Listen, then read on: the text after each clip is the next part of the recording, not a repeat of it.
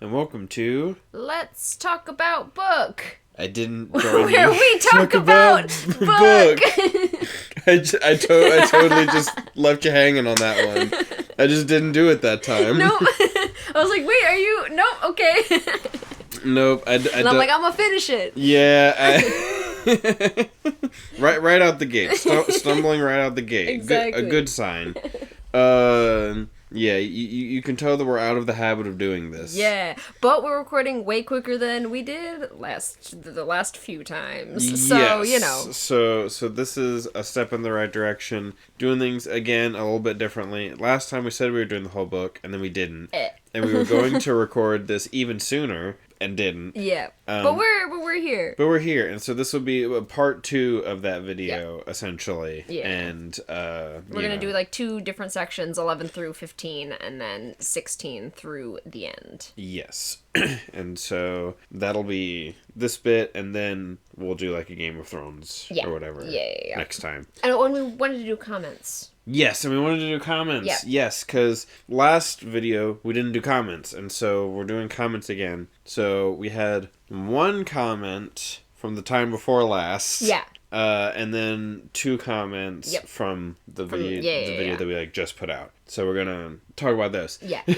And which means I need to pull them up again. I'm very well prepared. The first one was basically just being like, "Hey, yay, you're back. Good to see ya." It was Riverwalker Wolf, and it's just like, glad you're back, and if the next Cradle video has 1 view, it'll be me, which is very sweet. Talking about like Ghostwater and how it's great, and getting to see Zeal and the dragons and all that sort of stuff, and talking about wanting to still get the like predictions and stuff. Yes, which I've been writing some of those down. Yep. So, and then from the most recent video, there were 2, again, from the same person. Yeah. Being like, we're gonna do the whole book. Checks title. Oh, they don't know. Yeah. Yeah, no, we were gonna do the whole book. We definitely were. But then we had to be like interrupted halfway through. Yep. And so then we were just like, it It is how it is. But, and then talking about alternate universe where Ethan's just trying to make his personal ships come true. Yeah. Saying how this book's not the greatest or flashiest, but without the story be very incomplete, and enjoying the Ethan and Kira points of view and stuff. Yeah. There's a lot of this book that I really love. Like, there's a lot of, like, scenes and stuff in this book that are, like, that I like always remember. I love like Ethan learning about Dross and like some of that stuff, and the Kiro stuff really hit for me. It like it didn't really for you, but like I really loved the Kiro stuff. Yeah, I'm like, Kiro's just a guy. Yeah, I don't particularly care one way or the other about Kiro. Mira. Mira, yeah. Mira's interesting. Yeah. Kiro, he's just a guy. I like the whole group is my thing. Like I like Mira, but like I like her separately, but I like her in relationship to Kiro. I like Dodgy and Kiro's relationship, and like the King's relationship with everyone, and stuff like that. Because the King. I also like the King's personality of very like. He's got a very forceful personality, but very, like, jovial, but in, like, a kind of sinister way. Yes, he's a little, like, sort of flippant and whatnot, And then how he just, like, can't stand up to him, and I just enjoy that kind of, like weird dynamic. Yeah. I don't really have any good, like, reason as to why it didn't hit, I guess. Yeah. I'm just, like, it just didn't. It was, like... Yep, and that's fair. The Jai Long stuff didn't hit super heavy for me until I like read it with you like this time. I was kind of just like and I just kind of it didn't like hit as much. But. And then another comment which is from Troacted, who's here a lot as well. Hi. Yep. Wow, it's been a while. Glad to see you back, which is what we said to say. Right. Yep. And has a nice long comment talking about like don't know how to interact with people outside of training and yes, stuff like that. only know how to interact with people through the concept of training, being spot on, and sort of like the will they won't they between Lynn and Yaren, but also the like mercy. Yeah, just like what's happening being like, here? what's going on here? Am I part of a love triangle? I don't want to be, but like are we? Which is very funny. So yeah, always enjoy seeing y'all's comments. Sorry that we forgot last time. Yeah. We're like, doing the intros. Like, is there anything else we need to do? Oh, I don't think so. No. It's just like, but yeah. So that's been the comment or response section. Yeah. So leave more comments, subscribe, those sorts of things, and now we're gonna go on to the first section, which will be chapters 11 through 15. Yeah. Alrighty. First section. Yeah. So I'm gonna read all my notes first, 11 through 15. Yes. Yeah. So I got, Lyndon is worried for Yaren. Her lifeline is very injured. Good conversation. Mm-hmm. Yaren tells him about the prizes and helps motivate him when he's trying to cheer her up. Ethan lurks, and Lyndon and Yaren talk about their future. Ethan brings in freshly stolen healing stuff. Mm-hmm. Chapter 12. Mercy talks to Charity. That's my notes for chapter 12. It's a good conversation. Whole we'll chapter. talk about it. Yep. Chapter 13. Turning Dross into a drudge with the Aurelius Technique Library. Lyndon asks for the Archstone for his arm, and I wrote, Lyndon is gonna make Gesha rich. I don't know why I wrote that. Yes, because I was seeing that in your notes, and I'm like, what does that... What does that have to do? What is that? I mean, like, that is happening in the chapter. Who knows? Yes. Anyway. Yaren feeds her blood shadow. It barks. Yes. Which is funny. Chapter 14. Lyndon trying to figure out his Underlord revelation and getting frustrated, and he's like working on soulsmithing kind of in between. Right. Mercy gives him a good hint to follow his fear, and he discovers what his revelation is. Yaren is also trying for her revelation, and like they go and talk to her, and then they talk with Gwei about going back into the valley. Yes. In order to like advance and stuff like that. Yeah, and then... And yes, the next one. Chapter 15, they planned to break into the Akura Vault in the Nightwear Valley. Mercy says it's okay, and Charity's owl is there. Charity tells the partying Sation Kingdom that there's going to be an attack and what the like group is up to. Fucking Charity, man. Yeah. Mm-hmm. She's she's something. And one thing that you were saying that we didn't mention last time. Yes. During the whole Heaven's Drop Yes. thing is that Yaren gets extra blade arms. Now she has six blade arms. Yes. And then her regular 2 arms with swords. Yep. And you were like, hey, we didn't talk about that. Yeah, because it's like a big, she gets her more blades. Yeah. The same amount as the Sword Sage had? Yeah. Yeah. Because it's like, I seem to remember you like showing me fan art. Yeah. Because there's a lot of fan art of... Yeah. The fan art of Yaren and her having more blades than that. Yep. Because at that point she had 2, but then she jumped up to 6. Yes. Yeah. Which is a big jump. It went from 2 to 6 there. 2 to 6 is a big jump because she only had like 1. Yep. At the start. I think when she first because like it's like her gold sign. Yeah. She had the 1. Yeah, when she first advances to gold. Yep. Which we see in book 1. Yep. Yeah. Yep, because she fucking gets the remnant. Yep. Yeah. But yeah, so this section is the sort of like recovering and regrouping and planning after the fight. Yeah, after the fight, then the plan to sort of like go back in. Yes. Yeah. So we gotta like heal up, we gotta try and like train up and try and figure out what our like revelations are. And we don't figure out what our revelations are in this section yet. Lyndon figures out his. Gotcha. But he can't advance yet. He wants to wait until he gets into the valley so he can do it quicker and with better aura and stuff. Right. But Yaren is unable to discover hers at the moment. Right. Yeah. But yeah. But we figure out what Linden's is. Yes, we do. And I was basically you right. Basically spot on. Yeah. What do we remember what, like, the wording is specifically? The wording when he officially advances is to not be worthless. Gotcha. Let me pull up the actual quote. It should be in my highlight stuff. Yeah, because the Revelations all seem to be very sort of like a kind of a hard truth you have to like learn about yourself, you know, when it comes to why you do the sacred art. Here it is. I follow my path so I won't be worthless anymore. Yep. Is his revelation. Yep. Yep, which is sad. Yeah. they all are. Yep. I wonder what, like, Ethan's was.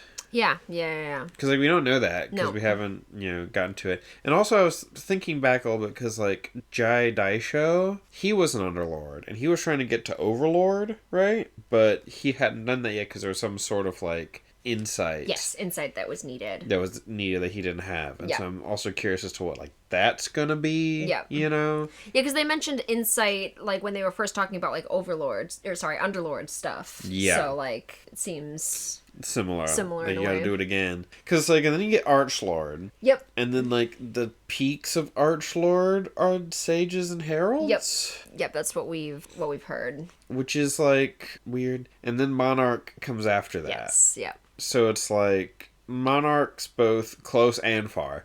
Yeah, right. Yep, know? and they're also like the climb is kind of exponential between each, like, right, because like we're in the Lord realm. Yep. Which the peak of Archlord is like Sage. Right. And Herald. Yep. Which we know the Sword Sage was like a big deal. And, the Sage of Red Faith and all that kind of stuff. Yep.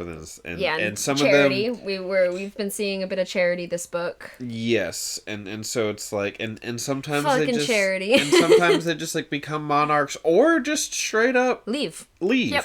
So, like... Yep, we hear that they're like... That some of them, like, ascend and stuff like that. Yep. So it's like, what the fuck? Yep. What's the difference between a Sage and a Herald? Explain it to me. Explain it. In writing. Good question. Yep, just like spell it all out for me. Make it very clear. Those are great questions.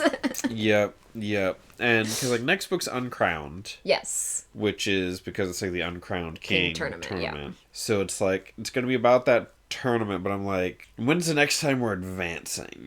Because it's like right, because like you're supposed to be Underlord for the tournament, so it's like they're gonna be Underlord for at least a little bit. Yes, they're gonna be Underlord for the tournament, but it's like, do they advance at the end? Do they advance like the book after that? Yeah. Because after Uncrowned is what? It's like I believe it's Winter Steel, but let me check. Yeah.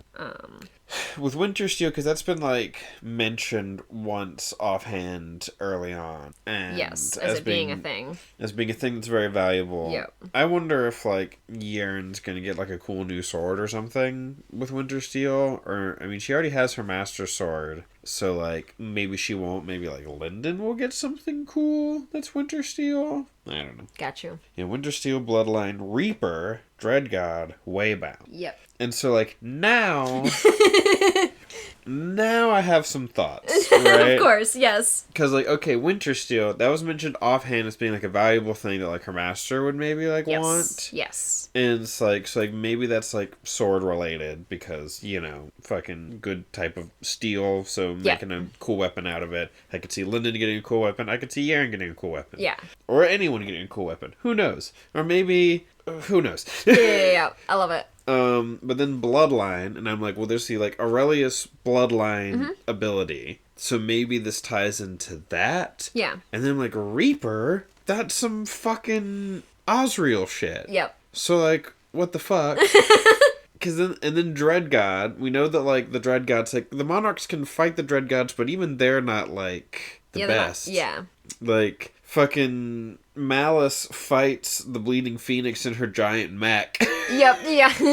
and like... Basically a stalemate? Yep, basically a stalemate, but also the Bleeding Phoenix just kind of gives up because, like, it's not worth it, I'll wait for... Yep, and just, like, left its, like, parasites everywhere, because that's kind of how the Bleeding Phoenix works in general. Yes, and so it's, like, Dread Gods are a big deal. And then, like, Waybound, it's like, well, the Way, and so for Waybound, then we're, like, leaving Cradle, maybe? Yeah. So, like, I don't know, if we're at Underlord now, and then we need to get, like, Overlord, Archlord, Sage and Herald, Monarch, and then leaving, ascending. So, like, that'd be kind of one for every book. Like, if we reached Monarch and Dread God, and then in Waybound we're, like, advancing to leaving Cradle. Yeah. But, like, I don't know. I don't know how the advancement's gonna kind of go from here. Yeah. Because it's, like, it kind of have to go like that. Unless, like, Wintersteel, we just stay Underlord the whole time, and then in Bloodline, we go, like, Overlord, Reaper, Archlord, Dread God, Sage, Waybound, Herald, and then Monarch? But, like, I don't know. Yeah. Yeah. I like all of the thoughts. I like hearing all the thoughts here. But also, I don't know how Sage and Herald compare to each other, if they're kind of just the same thing. I don't know. Yeah. But... Yep. But anyway, I like all the thoughts on that. That's all a bunch of, like, theorizing stuff. Yeah. To actually talk about the stuff that happens in this section. We'll get to it. There's a lot to talk about, you know. There's a lot to talk about. Yaren got all fucked up, and her lifeline is all fucked up. And so, like, her straight-up lifespan has been, like, attacked because Mira's fucking crazy. Yeah. Her, like... She uses life... she's a life artist, and she just goes straight for your life. Yeah. She attacks your life points directly. And I'm like... Yeah, she's scary. Yeah, it's like, oh, so, like, life artists could be some of the scariest people around. Yeah. If, you know. And there's, like, a whole thing about how, like, he's like, I had all this life well stuff. Yeah. And I didn't save any of it. Yep. And that would have been, like, perfect to, like, heal her, and Dross is being, like, serious for once. And it's like, you know, a spoonful would have, like, healed her, and you drank, like... fucking like way more than your body could even like do anything with. Like you like basically just wasted a bunch of it. Yeah. Which, you know, how's he supposed to know? Right. And like he knows that, but it also like feels bad. You know, it's like I had the thing that we needed, and you know, hindsight and all that.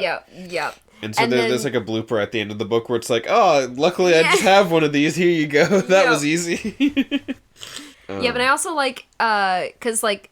They're like, this is the end of the line for Yaren. Because, like, it normally, like, is, or whatever. She's, like, true gold and stuff, and, like, a lot of people don't, you know, go into the Lord realm and, you know, above. So, like, they're like, yeah, she, like, doesn't have long to live. We can, like, get her battle ready for, like, a little while, but, like, you know, it's just kind of how it is. And they're like, and, like, Lyndon's like, well, there's something I could do. Like, you know, because, like, he's been to the Monarch's pocket world. He's like, I've seen stuff that could actually heal her. So, like, this stuff is possible, like, if we, like, go to a Monarch, if we go, like, you know, it's something like that. And then she's like, you know, like, then he's like, well, what would advancing do? And she's like, well, advancing, like, that would completely, like, rebuild it, or whatever. And he's like, oh. It's like, well, then that's all we needed. She's fine. She's fine. She just has to advance. We're, like, right there, basically. And then the other lady, like, looks at him, like, pityingly, like, he's just, like, holding on to something absurd, like, he's just, like, delusional, essentially. But it's like, but we know that they're, like, close to advancing. And they have, like, the training and, like, the people necessary to, like, get them there, you know. Yes. And with, like, Ethan and, you know. Yep. And so, like, he goes to, like, talk to Yaren. Yep. And they have a conversation. Yeah, it's a really good, like, conversation of them kind of just, like, Lyndon trying to, like... Cheer her up and stuff, and it kind of doesn't cheer her up until she starts cheering him up by, like, telling him about the prizes and stuff like that. Do you want to go over some of the prizes that were mentioned? Yeah, because I don't remember. Yeah. Is this prizes for the uncrowned king? It is. Yep. Yeah. And he found out about his true gold ranking. Oh. He's a true gold ranked among the top 100 combatants in the Black Flame Empire. Top 100, and he's, Weishi, Lyndon Aurelius, that's where he's, like, realizes he's 18 out here, or whatever, Oh, yeah, because it's like, because that was a whole weird thing, and that's a thing that I kept, like, coming back to after we had listened to the thing, which is that, like, he's like, oh yeah, like they scan him and he's 18. He's like, oh, he wouldn't be 18 by like his home tradition. By the standards of Sacred Valley, he would be considered 17 still. So these Black Flame oracles must have scanned his biological age. Even so, he couldn't believe his second autumn since leaving home had ended in Gustwater. Yeah, and so it's like, that's curious, because, like, I know that there was, like, a thing in Japan where essentially everyone's age would mark up in, like, January 1st. Well, I don't know if it was specifically January, but at the beginning of the new year, Right. everyone's age just, like, goes up one. So it's, like, possible that he could have hit his birthday, like, the date that he was born, and be 18. Yes. But then still be considered 17 until New Year's hits, at which point then he would be... Yeah, I think that 18 is maybe the idea, and that's just kind of, like, interesting to me. And it was something that I was thinking, like, what an odd little detail to include. Just a little aside just a little aside. That. Yeah. Yep, and then Yaren is 87 or whatever, and so... Yeah, 87th rank. Yep. Lyndon's a little, like... And what rank was... Lyndon? He was like 98 or 96. 96. Got you. Yeah. And so he's like proud of it, and he sees like Yaren's, and he's like, he's like, it wasn't jealousy. If he had to put a name to it, he would call it despair. He had foolishly thought they were on even footing. And, it's like, I mean, y'all are like basically, like she's... Yep. Also, like, she's had like actual, like combat training for like forever. Like, you, like... Since she was a wee child. Right, like, he's been interested in, like, the sacred arts and stuff, but, like, his combat training is just nowhere near yet. Yeah. And, because she's 80-something? 87. 87. Yeah, so it's and, like she's 9 places above him or something? Yeah, I think she should be ranked higher, though. Yeah. Like, at this point. Yeah. Because, like, talking about this, with her Blood Shadow, she had fought 2 Underlords to a standstill. Like, her and her Blood Shadow were fighting Kiro and Mira simultaneously. Yeah. It's, like... it's like, she should probably be ranked higher, and it's also, like, that's ranking her, not counting that her and her Blood Shadow together. Yeah. Yep. But yeah, and so what are the prizes? Sorry, let's get to the prizes. Yeah, that's what it was. If she were low gold, I would say advancement. That helps everything a little, and then that's how the advancement comes up. Yeah. Anyway, let me find this. Yeah, and so like he to like get to this point or whatever. He was basically just like, it's like almost a like kind of like confession type of thing of like like let's run off together, and let's not like all of that type of stuff in this whole kind of conversation. It's like let's go home and do this, and like we don't have to like do the tournament, like we can just advance like slowly, like just do like what you need or whatever. And then she's like, are you kidding? The prizes. He's like, yeah. I want to read this a little bit.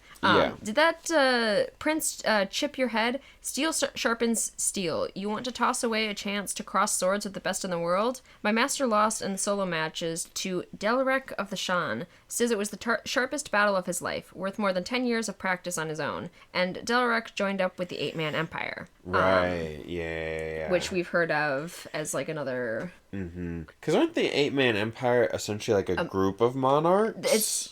They're considered a monarch. The 8-man empire. The group of them together are considered a monarch. Yes. I don't know what that means. I don't know what their deal is. I'm curious about the 8-man empire, because they like were shown earlier, because it is just 8 people. 8 people, yep. Like, they're not an empire like the Black Flame Empire is like an actual like empire. Yeah. They're just 8 people. Yeah, we'll get more information on them and stuff. Yeah, but, I'm just curious about what the deal with them is. Yeah. Are they like a hive mind of 8 people? I'll stop. No, it's great. I want to hear all your theories about the 8-man empire. That's great. Yeah, I'm like, are they a hive mind of 8 people? They all wear like armor that's like special armor or something when we get the like flash over to them. Yeah. Or like something is said about their armor. We get a flash to all of them at the end, which we can go over, right? Well, because it's like when Surya was showing. Oh, yes, got you. All the people who could like help him, or like the level of power that he'd have to achieve. Yeah, they are shown. Yeah. Yeah, they're shown. But yeah, it's like something about like armor. Yeah. I don't know. I'm like. I can go to the first book and see what I can find. No, it's fine. We don't need to go all the way back and do that. It's just like, I don't know what their deal is. And I want to know. Because we know that North Strider is alive from Surreal's thing. Because they're like, oh yeah, North Strider's just like gone. And Nathan's Yern. Lyndon. I said, saying everyone except for the right person. Lyndon's like, I saw a vision of him like not that long ago from Surrey. Huh? Right. He was just fucking swimming down in the ocean and eating monsters. Why is this is not wanting to load anything really? Yeah, but yeah, we don't need to go back to the first book and look at the 8-Man Empire or anything. It pulled it up. it pulled it up instead of the other one. Great. When it wouldn't pull it up before was a thing. Amazing. Okay, here we go. They're in the first book. Yep. Here it is. At the start, they have like a picture that I'm assuming is supposed to be Lyndon. Yeah. But, like, it doesn't quite look how I imagine Lyndon, because in my head, Lyndon is what's-his-fuck from, Legend of Korra. The, like, not the Earthbender one, but the dude that, like, Asami's with. Yes, yeah, Mako. Mako. For some reason, that's Lyndon in my head. That's funny. Yeah. Because it's like he's got that I can see it. He like sort of like the taller and has like the severe expression and whatnot. I'm just like, yeah, for some reason Mako is who I picture essentially. That works. Yeah. Yeah, here's the 8-Man Empire. Path of the Eightfold Spear. These 8 call themselves an empire because they conquer wherever they roam. So far, they have not been defeated. They could easily save Sacred Valley, as could you if you earned a place with them. Their armor is a cross between a remnant and a construct, and when one of them dies, they pass it to a successor. Are they all gold? Right. Serial stopped with her palm hovering over one member of the 8-Man Empire, a woman with yellow hair who lay face down on a table snoring. Larian was raised in a noble household. Her father wouldn't let her play with the other children until she reached the level you know as gold. But yeah. Mm-hmm. Yeah. That's a little bit of the 8-Man Empire. Path of the Eightfold Spear. Yeah. And there's 8 of them. Yep. And it's the armor is a cross between a construct and a remnant? Yes. And when one of them dies, they pass it. So, like, what's their deal? What's their deal? I love it. It's like the path requires 8 people, and the armor is like a remnant and a construct. Cross between a remnant. So it's like, yeah, I'm like, are they, like, maybe not necessarily like a hive mind, but their armor somehow allows them to all, like, fight in unison as, like, one unit, you know? Maybe? I don't know. I'm spending too much time on this. we need to actually talk about. This is the only bit that we hear of the 8-Man Empire at the end of the book. It's, just because we're talking about it now. So yeah. The last bit it's mentioned. One at a time, the 8-Man Empire call up would-be squires from all over their territory. For those who want to join the Empire one day, this tournament will be a good test. So that's what we get for the 8-Man Empire, preparing for the tournament. So they do, control some land. Yes, They do also have, a proper, empire. Yeah. It's just, okay. But the 8 of them are considered a monarch. Yeah, how are 8 people one monarch? What do you mean? What do you mean? Shakes you by the shoulders. What do you mean? It's Buggy's Yonko crew. I mean, yeah. The Cross Guild being a Yonko. Yeah, but Buggy's kind of considered the Yonko, I guess. Yes, but that's also spoilers for One Piece. Maybe we should put in a spoiler tag. Right, yeah, that's kind of it's actually big spoilers. That is actually kind of a big one. I forget about it because let's write down the timestamp. Oh yeah, we were 30 minutes in roughly. Once it gets truncated and whatnot, I got you. I'm sure it'll be somewhere around 30ish minutes. I can go find it. But yeah, spoilers for One Piece. But see, the thing is Monarch a level of advancement, or is it just a title that's separate from advancement? Right. If Monarchs, if right, because it is a whole because a Yonko is just a fucking thing that people call you. Yeah. It's not. No, you're right. It's not as 1-to-1. So it's like, do they? It's like the Cross Guild gets to be a Yonko. Yeah. And technically it's Buggy who's the Yonko, but it's really because of the coalition of them. And so it's them as a coalition getting to be a monarch. Only makes sense if Monarch is not an advancement level. Right. And so I'm like, so is Monarch an advancement level or not? Yeah. if the peak of Archlord is like Sage and Herald, but it's still just in Archlord, is Monarch are Sage, Herald, and Monarch just titles separate from? No, it is advancement related and such. Okay, but there's more to it. Yes, I'm sure. I just want to know. I just want to know. Can you show me? I want to know about these monarchs who are very much not like me. But yeah. So this book though. Yes, the prizes. We were getting to the prizes. That's what we were trying to get to. We've been trying to get to the prizes. No, we're having issues. Sorry. I would miss the prizes. Okay. Right. You make it past the first round, and the Nine Cloud Court make a floating castle just for you. Second round, you get an Archlord weapon that makes that castle look like a pin peg, pig pen. A pin peg. I'm like, what does that mean? Anyway, third round, you get a gift from another faction. One that you didn't come from. Factions compete over who can give the best gifts. So there's good stuff. Mm-hmm. She mentions Storm Phoenix feathers, fruit from the Heartpiercer's tree, 1,000-year spirits. My master got a dream tablet showing a heavenly messenger swinging a sword. And after that, I love it. He had intended to distract Yaren, but now he was getting drawn in. Mm-hmm. After 3 rounds, it's down to 8 fighters. From there on, they fight solo matches. Everyone who makes it into the top 8 gets a Mark of the Uncrowned. It's like a tattoo that's of a broken crown, and it's unique in all the world, anchored to your spirit. And on top of that, you get personal lessons from a sage. And then Lyndon's like, not a monarch, and Yaren's like, you'd be lucky if one comes to watch, basically. Mm-hmm. Yeah. If 1 or 2 of them show up to watch and you hear a whisper of their voice, you'll be lucky. Which, considering that, like, Yaren's been getting personal lessons from a sage since she was a child. It's crazy, yeah. Like, add to that, sages don't take disciples, so this is a once-in-your-life chance. At Lyndon's look, she added, most sages. You can't pass on sage techniques, but they're still peak archlords. Mm-hmm. So a little bit more like sage archlord stuff. Like, what do you mean they're peak archlords? Go fuck yourself. Yep. And so then top 8, now top 4 is a gift from each of the other factions. So you get 1 from everyone. And then the winner, he asks about the winner, but she doesn't know what the winner gets. Got you. Yeah. I love the whole, like, a heavenly messenger swinging a sword. Yes. It's literally just, like, one of these, like, fucking Abaddons or whatever getting... Yep. a single video of one of them swinging a sword. Yep, and it was, like, a huge treasure to him. Yep, which is amazing. Yep, so that's the prizes. Yep.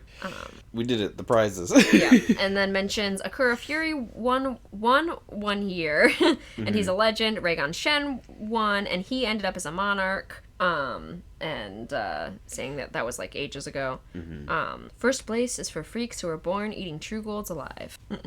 But yeah, so they're still talking about, like, Underlord and, like, all of that, and so it's kind of, like, cheered Yaren up a bit. Yeah. I wonder who's gonna win...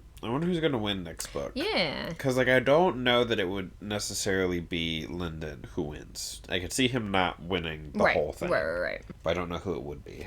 Yeah, so then... Ethan's, like, lurking or whatever, and he kind As he's wont to do. Yep, he kind of barges in, and, It's like, hey, I stole a potion that'll heal you. Yep. So he was like, yeah, I like, oh, right, because then before Ethan comes in, he's like, gotta tell Yaren how much I care about her, even though, like... Yeah. Ethan's right. He feels super embarrassed because Ethan's, like, listening in or whatever, and so then there's a whole kind of, like, scene with that or whatever. Yeah. Like, I want to meet your family, and let's do this or whatever. Yeah. But yeah. Look at Ethan. Yes, good, very good in her ears. But yeah, so he comes in with a bunch of healing stuff that he stole from an Underlady. And he's giving it to everyone. But yeah, that's the end of the chapter. Yeah. we took forever on that one.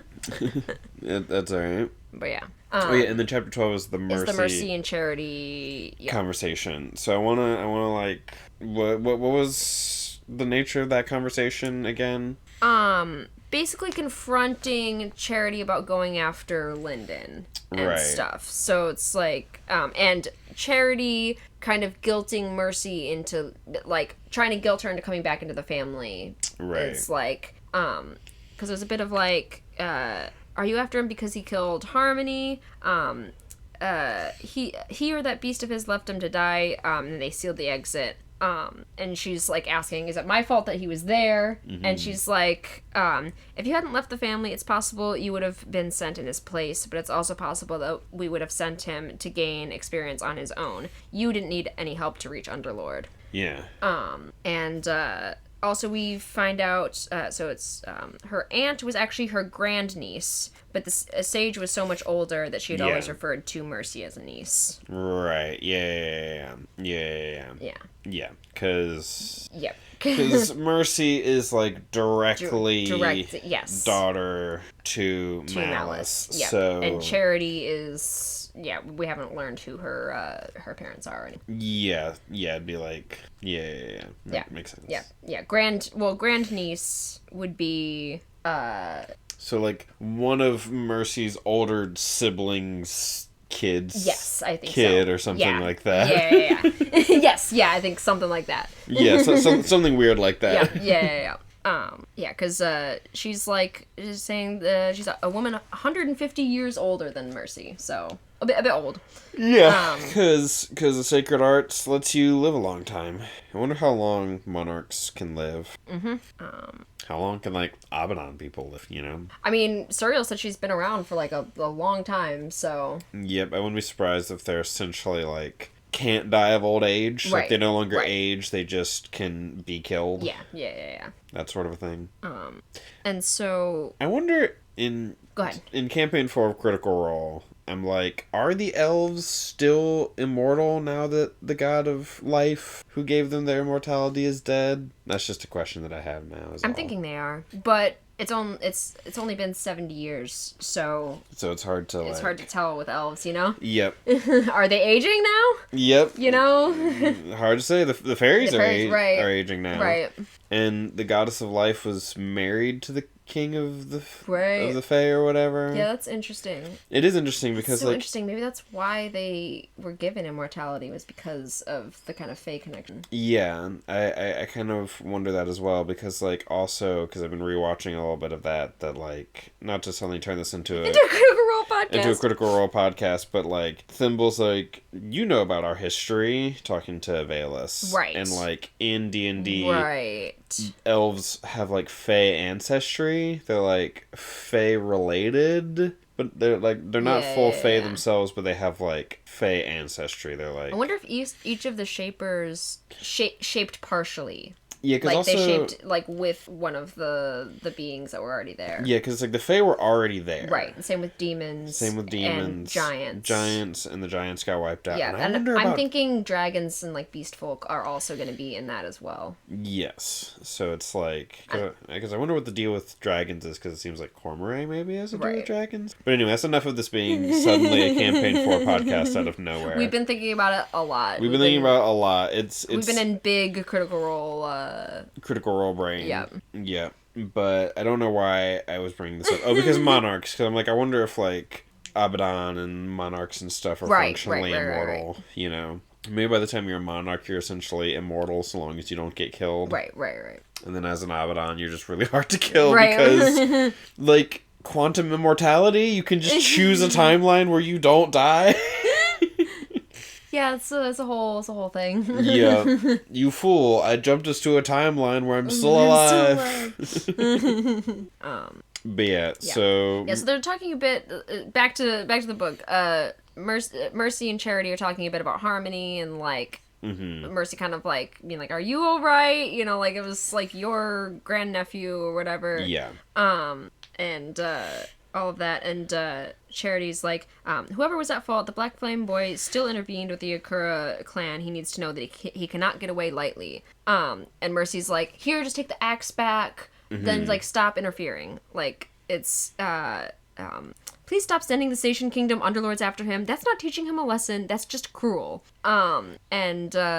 Do you think I'm a cruel person? No, I don't mean that, but I think you can be if you want to be. It's just such a, like, this conversation is so, like, manipulative. You think I'm a cruel person? Yes. Yep, like, Charity's interesting. It's like cruelty, and, like, she is baked into... She is grieving, like, yes. But she's taking it out, like... She's taking it out on someone who doesn't deserve right, it. because she can't go after North Strider, nope. And she feels like she has to take it out somewhere, you know, so... Yep. Yeah, and then it's like, then she's like, well, it's not even me taking it out, it's just because the family, like, would look bad, so we have to do it for the family. So then it just becomes even, it's not even my fault that I'm doing this to your friends. It's, you know. So, what, do you think I'm a cruel person? I mean, cruelty is baked into the system so heavily. Yep. Like, you, like...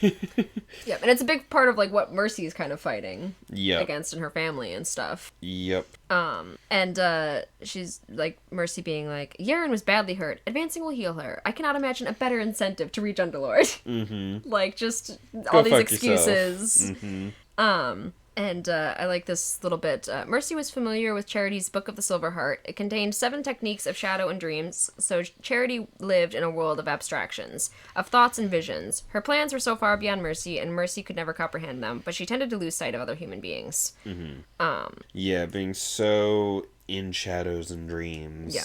It's very interesting. Yeah, and then I would call that cruel. And no matter how you look at it, you put 2 Underlords against 2 True Golds. That's not a fair competition. You were there. I don't count. I don't count. And then she's like, of course you do. You could have advanced at any time and advanced to Underlord and just taken care of this. So it just leans into the whole, well, we're just trying to get you back. And you could have done more to save your friends if you just came back to the family. You could have just advanced, which is the first little hint of, like, what do you mean she could have just advanced to Underlord if she wanted to? What?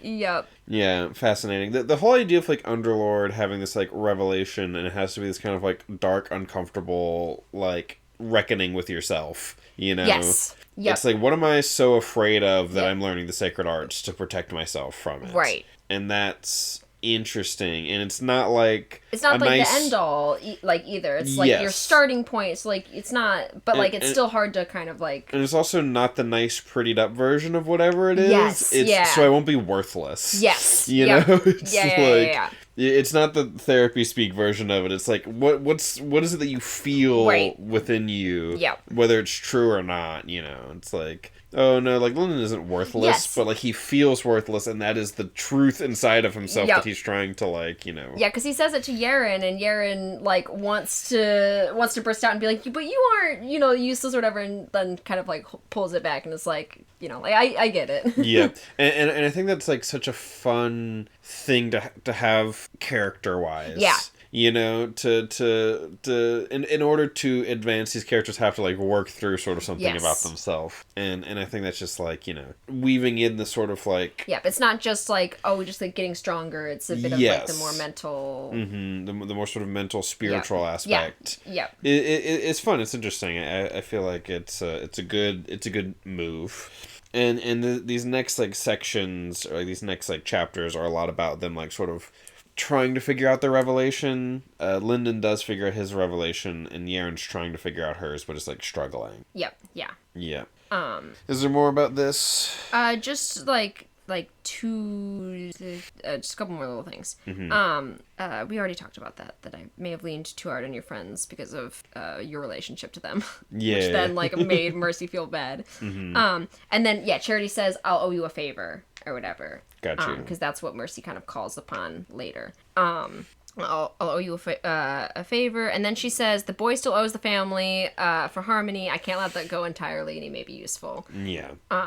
And and Charity mentions that all of the monarchs are going to be at this tournament this year, which is, like, unheard of. Yeah. So we're like, wow, this is, like, a big tournament this year. Like, everyone's going to be there. There's going to be extra vassal teams than there normally is. All the monarchs are going to be watching. It's because all the monarchs are kind of scrambling because all this like Dread God stuff is happening, and so that's... They need to, like, consolidate power as soon as possible. Yes, and so they're trying to, like, raise up these, like, Underlords and trying to see who's the best and if they can squeeze out as many people as possible who are strong to, like, help with this, like, whole Dread God thing. Yep, exactly. Yes. Talking about, like, the Dread Gods are stirring, like, one risen early, the others are stirring. No records of the last time all 4 of them rose together. It resulted in the eradication of the previous generation of monarchs. Right, yeah, the last time that all of them stirred, the last generation of monarchs got wiped out. Which is crazy. Which is genuinely crazy. With, like, the shit that we've seen that monarchs can do, the little bit that we know of them, it's like, that's crazy. How the fuck? And then they're also talking about, like, how the different factions are also kind of vying for power, like, between each other before this Dread God Rising stuff happening as well. So talking about, like, Meanwhile, Osriel can fucking literally destroy an entire iteration with Reaper's Scythe or whatever. Yep. Because it's also, it's fucked up because it's fucked up because the Abaddon allows this iteration to be like this because it produces strong Abaddon candidates. That's why Cradle's the Cradle. I definitely, once we get a bit later in or whatever, I have some stuff to talk about with you that I haven't seen anyone talk about in regards to Cradle with, like, the Abaddon and the Vroshir and, like, some of that type of stuff. But we don't have enough to quite get into what I want to talk about yet. Yeah, because I'm interested. I'm curious about that kind of stuff, you know. Yeah. Is the pilot and all that stuff... Is that also, like, the way in iterations and whatnot, or is it completely separate? It is in an iteration. Yeah. So it's, but for, like, the last Horizon series, we haven't seen basically a whisper of anything outside of the iteration. So if you don't know iteration stuff, it's pretty, like... Yeah. I have some theories. I have some, like... I've been going crazy since the pilot came out with some stuff with iterations and all of the wider stuff, but because from, like, it's like at least the first few books, like, it's, like, not even at all. Like, with, like, Cradle starts out with, like Suriel, like, doing stuff Suriel like that, doing like, way shit. Characters outside, you know, doing that type of stuff. Yeah. The Last Horizon, like, doesn't, like, up until, you know. Right, and so I'm curious about that, especially because from, like, what the little bit that I do know about Last Horizon, I'm like, he's, like, seeing alternate... Yeah, there's some crazy stuff going on in that series that I'm, like, super curious about. Because, like, so it's the Cradle series, the Last Horizon series, the Traveler's Gate series, which is the first one he wrote in this whole, like... Yeah. Like, multiverse thing. Yeah, in the Willverse. Yeah. And Elders something? What is it called? Like Elder Empire? Elder Empire, yes. Elder Empire. Yeah, the Elder Empire series, which is, like, the Pirates and Ninja Lovecraftian thing. Yeah. Great series. Pirates and Ninja Lovecraftian thing is... It's such a great combination of all of it. It's such a vibe. I love it. Yeah. But yeah, I'm more excited to get into some of that kind of stuff now. I'm more sort of interested in that stuff. And it's also, like, we need to get back to, like, Sanderson stuff as well. Yep. I want you to read Stormlight really bad. Yeah. I think when we get back into Sanderson, we'll go straight to Way of Kings, and we'll fit in Elantris and Warbreaker in the middle of that at some point. Yeah. And then we can, you know, be doing Way of Kings and Game of Thrones at the same time. But yeah, is there anything else in this section that we need to be... I think there's a little mention of, like, Pride of... she asks about her younger brother. Furry has yet... Fury. Furry. Akura Furry. Akura Furry. It's just, like, over there... Now I just... wearing a fursuit and just, like... Now I just viewed Akura Fury as a furry, and that was a great image. I don't know anything about Akura Fury, and so with no knowledge of this character, tell me what Akura Fury's persona is. I'm taking this too seriously. Good, perfect. This this is so, like, normal for furries, but I just feel like it'd be a wolf. Yeah. Yeah. Because, like, it's not... Because I was, like, thinking, like, maybe, like, bear. But then, like, no. No, it's a wolf. like... Yeah. A big wolf, though. Right. Yeah. Like... Like, leaning into, like, scary wolf rather than, like, I'm a cool, like, doggish kind of wolf that, like, furries. No. Just big. Big puppy dog wolf? Almost. Amazing. Okay. I'm excited for whoever Fury is now. Not quite, but... Good. I'm excited. I'm excited knowing this information. There's gonna be the truncate silence is gonna cut out so much silence. Straub was like thinking about this for a while. For a minute there. Anyway, Fury has yet to make a selection for our primary team. And they're looking at Pride to replace Mercy in this whole conversation. That's basically the kind of end. Okay. Yeah, so that's, we need to go, we're taking a very long time. Yes. 13, 14, and 15. Yeah, What's 13, happening? 14, and 15 is, like, them, like, Lyndon figuring out his revelation with, like, Mercy, and Yaren trying to figure out her revelation, but not doing it. Is it, and also, the Drudge? Yeah, Dross gets turned into a drudge. Because of that whole scene with getting, going into the technique library, so he's getting a whole bunch of, like, path knowledge and all that type of stuff, so he's basically being turned into a amazing drudge, like, better than normal drudge. He can, like, simulate it in Lyndon's mind, like, pretty accurately, and then Lyndon can, like, make it without having to do all these expensive experiments, basically. Yeah, got you. So just, that's why it's gonna make Gesha rich. Yes, cause, like, a drudge normally... Yes. ...is just kind of, like, a thing that can, like... It can, like, detect, like, the types of, like, aura and, like, that type of stuff. But Dross is basically being, like, a little supercomputer in his brain that can run simulations. Yep, that can both detect the aura and, you know, like, through Lyndon's senses and stuff, and... and then also, like, project it. Run simulations on, like, here's what would happen if you did this. Yep. So that he can, like, fucking... Alright, here's what I need to do. Yep. Yeah, so he does, like, a whole experiment, like, in his head a bunch of times, and then is able to, like, do it without Dross, like, projecting it. Yeah. Like, the correct one. Yep. And so it's like, finally, Dross is actually his drudge, but he's also more than that because he's a presence. So he was already kind of... It's also like, because Dross is like, oh yeah, I can make these cool battle plans for you if I have enough information. Yes. And so, like, having the technique library... Yep, it's exactly... He always needs information. He can do a lot, but he needs all the info. Yes, and so it's like having the, like, technique library, and, like, it's like, yeah, we have this whole library of dream tablets with, like, all these paths. Yep. And so then if you come across someone with one of those paths... Dross can, like, have a lot of, like, knowledge about... Yep, so that will help with battles as well. Yeah, absolutely. Yeah, so, both for soulsmithing and for combat. Yeah. It works very well for both. Yeah, because there's also, like, the information that you need about the individual person and their, like, fighting style and whatnot, because that was part of the thing with, like, Akura Harmony, was that the computer system... had a bunch of information about Harmony. Harmony because he's like a big deal in the Akura clan. So and he was like there for a while. Yep, and so Dross had like enough information on him to be able to like give a perfect battle plan for him, but it's like it's only because of all those circumstances. Right. So like, alright, if you could just watch them fight for an hour, then they'll have a perfect battle plan for you. Amazing.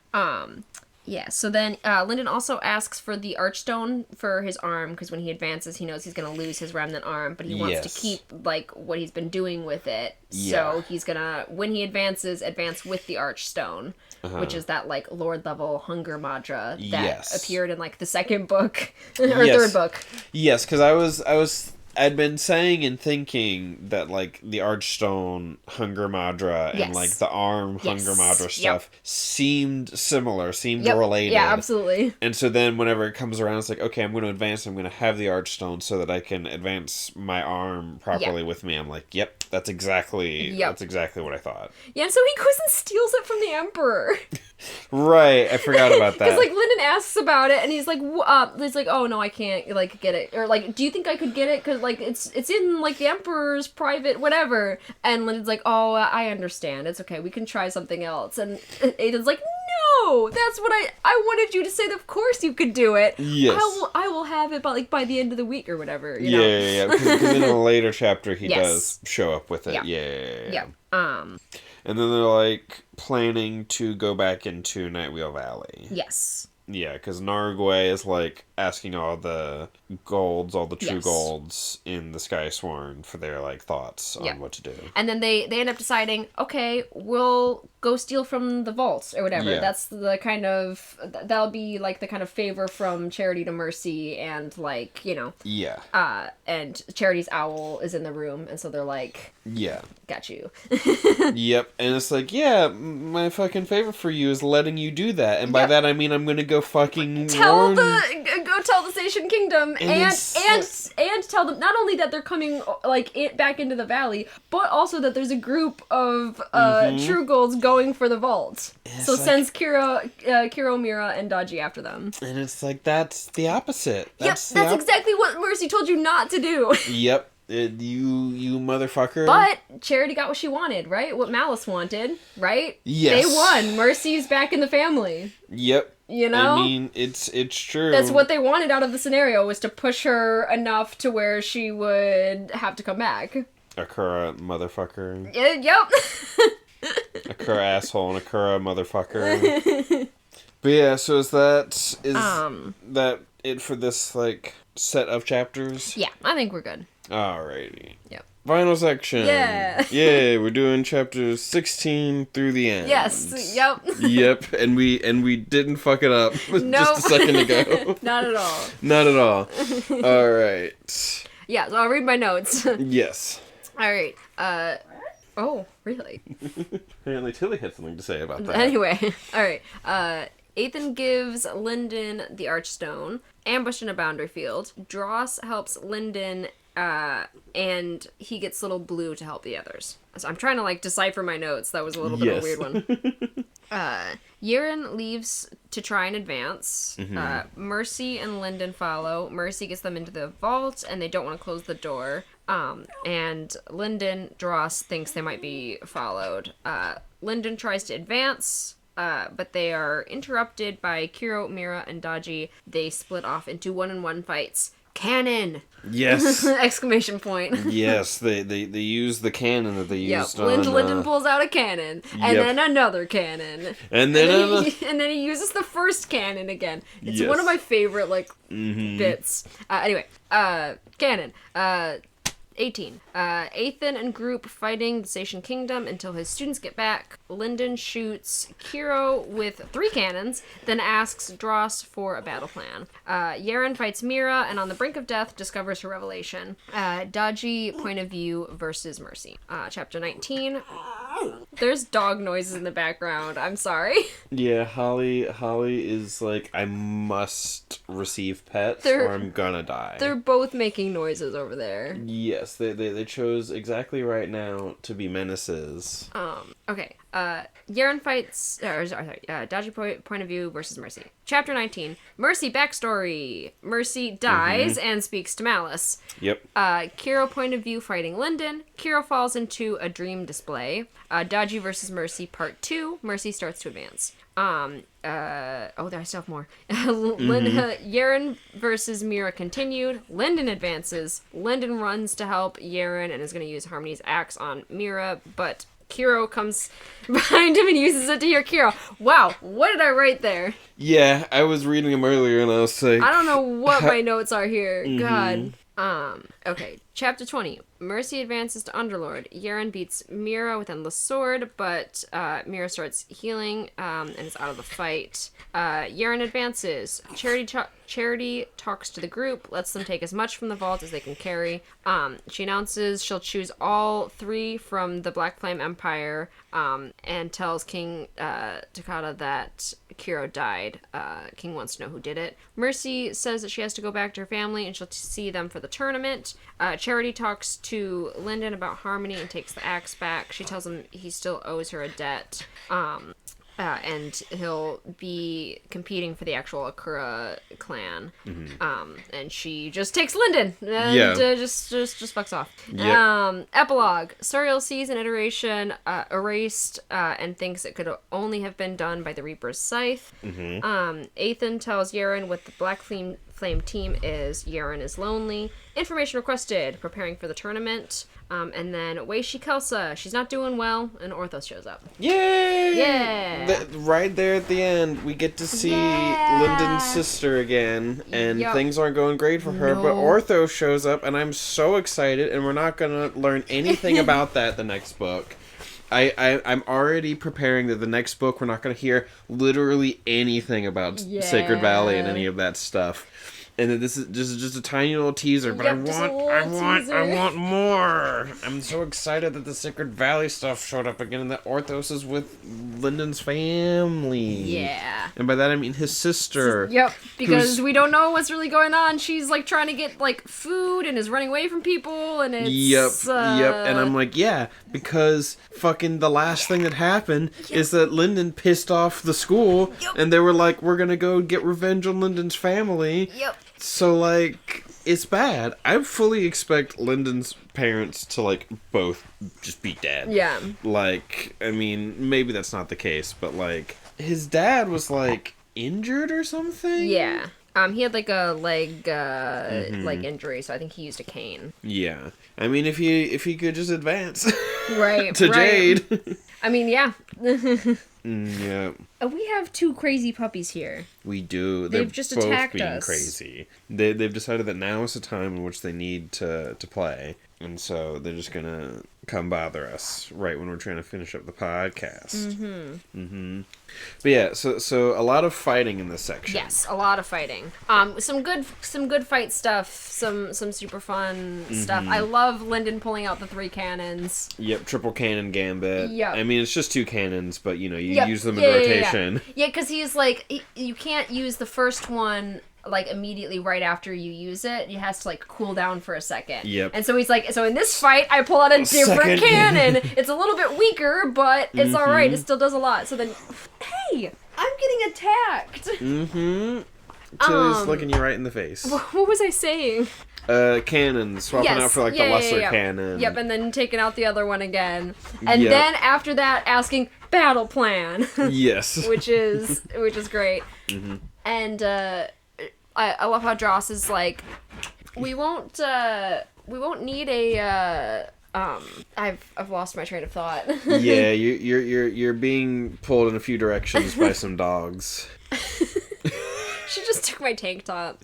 Yep. Anyway, like, you decided to play with her with. I used it as a toy because I was trying to distract her, but then I distracted myself. Yep. And now she has your tank top. And now she has my tank top. Anyway, I want to try and talk about this. She didn't come back with it, though. No, she didn't come back with it. She just took the tank top out to the living room and is now just back. Like, okay, another one, please. What was I saying? Well, I don't know. What were you saying? We were talking about the battle. Yes, Dross. Oh yeah, Dross is like, oh, we might not even need a battle plan. That's what it was. We might not even need a battle plan. You just like got him with those cannons or whatever. It's like, well, maybe we will need it. Yeah. And like starts running it, and he basically creates a plan to push him. Like use the Skysworn armor and all this stuff to push him into a dream. Because like in this vault, we haven't talked about the vault at all. Yes. In the vault in Nightware's Valley, it's like these like hallways full of these like aura like rooms where it's like different stuff for sword aura, different stuff for shadow aura, different water, dream, like all the types of aura. There are like these alcoves with a bunch of natural treasures and stuff like that like does that aura. Right. And they're like marked off by like a script in front of them so that like the aura doesn't like get out. So he gets pushed into a dream tablet one, or like a dream one that like Lyndon would be able to get out of no problem. Yeah. Because of Dross, but he's not used to, like, Dream Aura and yeah, stuff like that. he's not, like, equipped for it. Yep. Because we see in the Boundary Field that, like, most people don't have a good thing for, like, Dream Aura. Because, like, it was, like, Lyndon and Little Blue and Dross and stuff, and then Ethan with Pure Madra, who were snapping people out of, like, the Boundary Field, like, Dream Aura stuff. Right. Yeah. But, like, everyone else was having a really difficult time getting out of it. It's also interesting because, like, Lyndon, like, if he had been going down the path of the White Fox, would have been, like, dealing with Dream Aura and stuff, and has a little bit of, like, experience with, like, dream stuff. Like, not that he's, like, using any dream stuff, and that's not, like, why he's, like, fine with it. Right, but just sort of thinking about how, like, in the beginning, that's trapping someone with, like, the dream... Boundary Field, and that's what the White Fox... That's what White Fox Madra is. That's the whole thing, is light and dream aura. Yep. Which is fascinating. I hope that, like, I want his sister to, like, level up. Yeah. And be doing cool, like, White Fox. Yeah, because she's over there as an iron. Yeah. It's, like, wild to, like, now that we're at where we're at, it's, you know. It'd be really funny for Orthos to be like, hey, fucking Elder Whisper? Yeah, Elder Whispers. It's like, why don't you fucking, like, bond with this lady and, like, bring her to gold or whatever. I mean, it'd take more than that. She'd have to, like, hit Jade and then, Right. But it's like, I do wonder what, like, quote, like, level Elder Whisper would be, considering he's not being contained at all. Right, no. Like, at least gold level, but, like, probably beyond. Like, I wouldn't be surprised if Elder Whisper was, like, stronger than Orthos, but I don't know. Yeah. Bam. What are we talking about? We're a bit disconnected in this section here. Yeah. But yeah, yes. What's his name gets into, like, the dream alcove. Yes. Yeah. And is, like, disoriented by that. Yep. And, like, that's the plan that, like, Dross comes up with or whatever. Yep. Yeah. And because this whole section is kind of cutting back and forth between, like, all of the different fights, and we see little bits of, like, Ethan, like, on the outside also fighting and basically just trying to hold, like, a standstill, keep everything, like, chill until they like, advance and get out of there. Right. And, like, Lyndon was trying to advance, but then they get jumped, and then, like, Yaren wants to advance, but can't until, like, later. Yeah, she discovers, like, in her fight. Yes, like, during her fight, she figures out her revelation. Her revelation. But she was, like, trying to figure that out, like, beforehand, but wasn't being able to. Because she always has to, like, be in combat for her advancements and stuff. Yeah, so, I want to find her thing. Yes, because it's about, like, not wanting to be alone or be lonely or whatever. You're never alone if you have a blood clone. But you're also still kind of alone. She really is Naruto. She has a clone. Yeah. She's like... She is Naruto because she's like, I have a magical beast sealed inside of me that makes me a dangerous outcast, and I'm lonely, and I had to use a clone. But she's also, more edgy. Oh yeah, there's also we get a little bit of a Kiro point of view where he thinks about what Charity said to them, which was, you should not harm Akura Mercy. Yeah. Or whatever was, like, part of the instructions that they got or whatever. Sorry, I'll do this. It's like, yeah, Dodgy doesn't listen to that, though. No! He's like, I'm gonna harm Akura Mercy. I'm gonna straight up murder this girl. Well, I'm not defending him. Right. He was, like, attacking her and, like, harming her, and then he's like, he cools down a bit, and he's like, okay, I'm not gonna kill her. And then she throws herself on his blade. She's like, I lost, or whatever. She's like, don't, like, mess with my friends, but, like, I lost.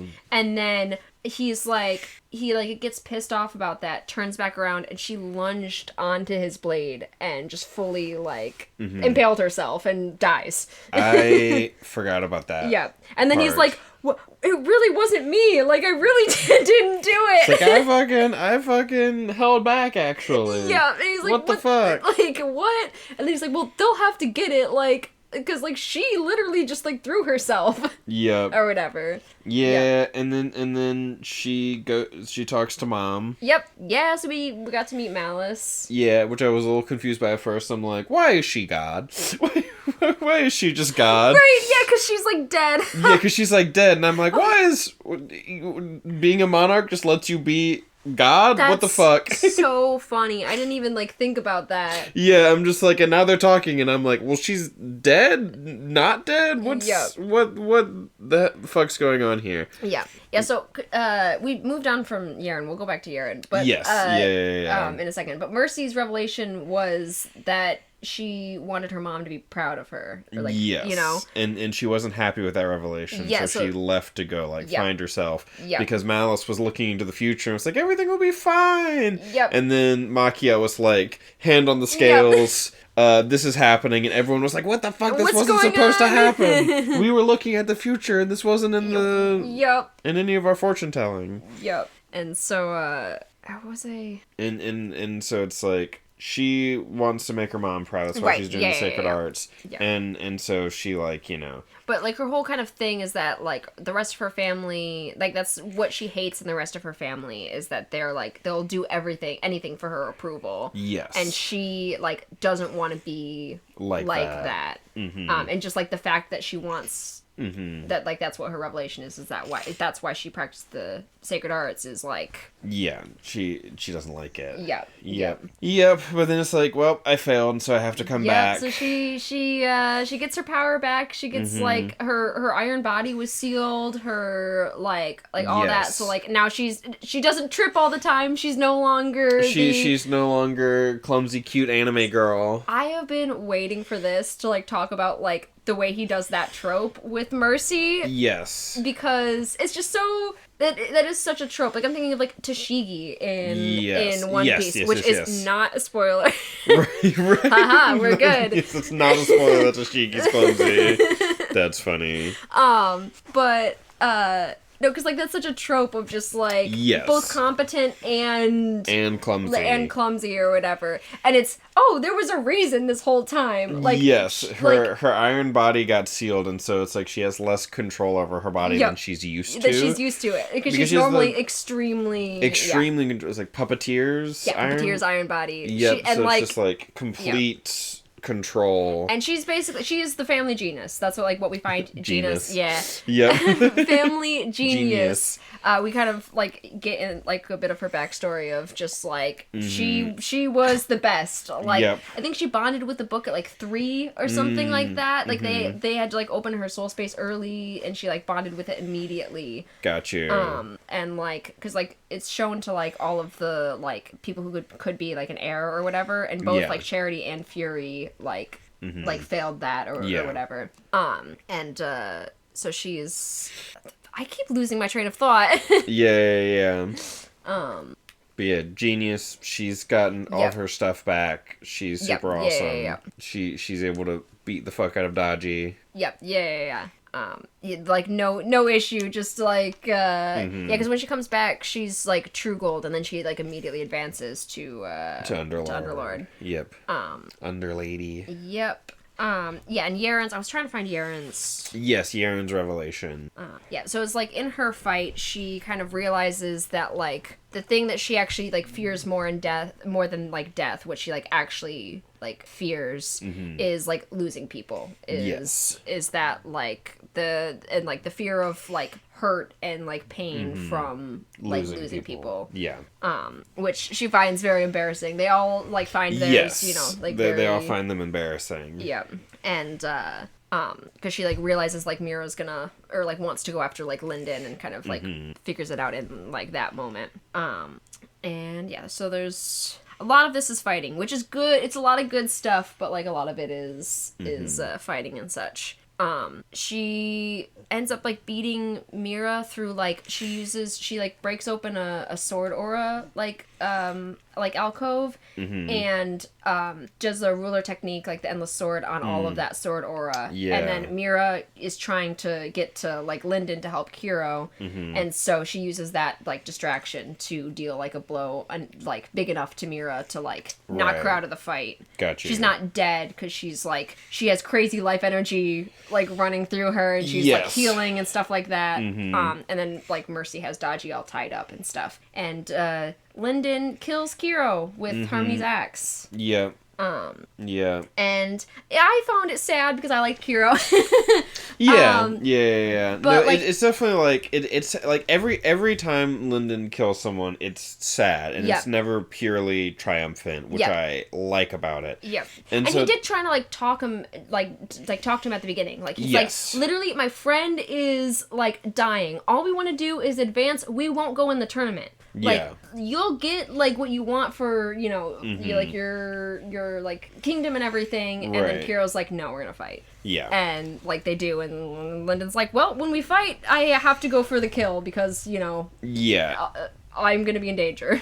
Right, and it's like, it is sad, and I do, like, feel it. Yeah. You know, it's like, even though I didn't really care too much about Kiro, it's still like, you know, he never wanted to do this, and so it's like, it's really sad that he died, and that like, it shouldn't have... the one that, like, it really shouldn't have been, yeah. You know? And so it's like, I do have, like, an appreciation for that. And now, like, Mira and Daji don't, like, have that kind of, like...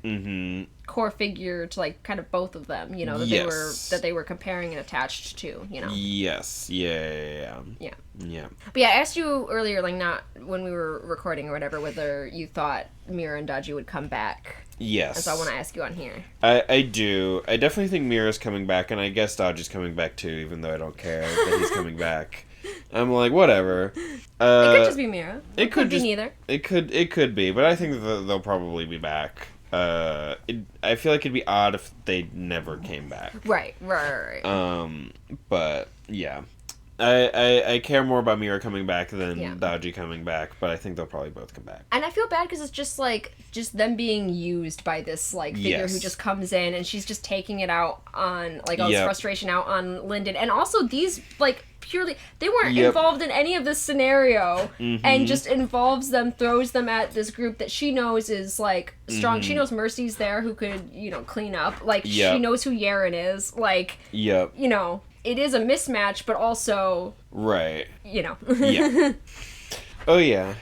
I wonder if y'all can hear the little noise that... the dogs are making noises. Holly does her little dance, and whenever she does her little dance, it makes that, like, scraping noise on the carpet. But yeah, what else is there in this section? It's like, mainly the kind of fights and stuff. Yeah, it's mainly just, like, the big fight and stuff. And I went over a lot of it in the notes, because I, like, wrote a bit more of it out. Yeah. Please stop. I want to see if there's anything in the previous chapters, because we went straight to the fights. Yes, we went straight to the fights. Anything... Yeah, because it's like, there's technically some stuff before the fights, but like, I don't really remember. Okay, I think we're actually good. Okay, yeah, sorry. Yeah. No, you're good, you're good. Gotta go and check. Yeah, when we got Mercy's backstory and her speaking to Malice, is there anything with Malice you wanted to talk about? I don't know. I don't think so. Cause it's like we get to see like a monarch. Yeah. I did kind of want to know your kind of impression of Malice and stuff. I mean, to be honest, it's been Stop. Oh, is it the food's here? Oh, it might be. Yeah, the food's here. That's what it's about. Okay. All right.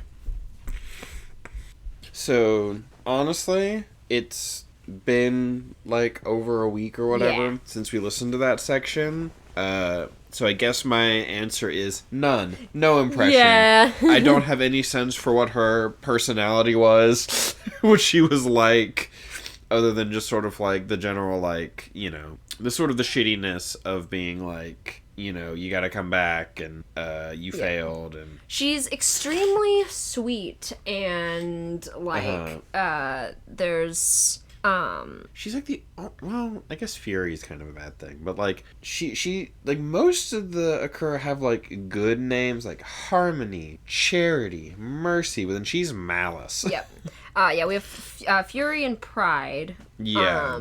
But like Pride can kind of, depending on your interpretation. And you can have like Righteous Fury, but like Malice is just like so negative. Yeah. I love like just like this little to strip away what the family gave you, I had to include your puppeteer's iron body and the results of your training. Even with your spirit restricted, you would have had it too easy. Malice rarely explained herself, but she looked as though she was relishing her daughter's joy. That warmed Mercy's heart, and she squeezed Malice's fingers in return. And she's like, the others like want favor. You should be different. And all that. Yeah, because it's like I feel like Malice and Mercy are gonna have some sort of like, because like the one I think I mentioned this before in the previous one that like you told like something about a character and their mother. Yeah. And I'm like, I think it's probably gonna be Malice and Mercy at this point, you know, considering There's also like this line where like Mercy like asks like Malice, hey, can you like help my friends or whatever, like they're like there's a line, damage to Yaren's lifeline was a minor inconvenience to a monarch, and she could send their enemies back to the Station Kingdom with a thought. So just more of like what monarchs, the sheer power of them. And just like the fact that the lifeline is nothing, you know, like absolutely nothing to Malice. Well, Malice may not literally be freaking God. They're certainly godlike in certain ways. I also want to describe what she looks like real quick, just like the you know, she was beautiful, with a full figure and the poise of a queen. She wore a rich black dress of silken fabric hung with a web of delicate silver chains, as though she had been draped in the world's most expensive spider web. Each of those chains bore fat amethysts, which flashed in the light streaming from above. One silver chain wrapped around her forehead, holding the largest amethyst over her eyes. Her hair flowed down to the small of her back, darker even than the night surrounding her. It hardly looked like it was made from real strands, but from liquid smoke or boiling shadow. Her hair billowed behind her, twisting and curling with a mind of its own. Her skin was pale, and her lips painted black. At least, Mercy had always assumed it was paint.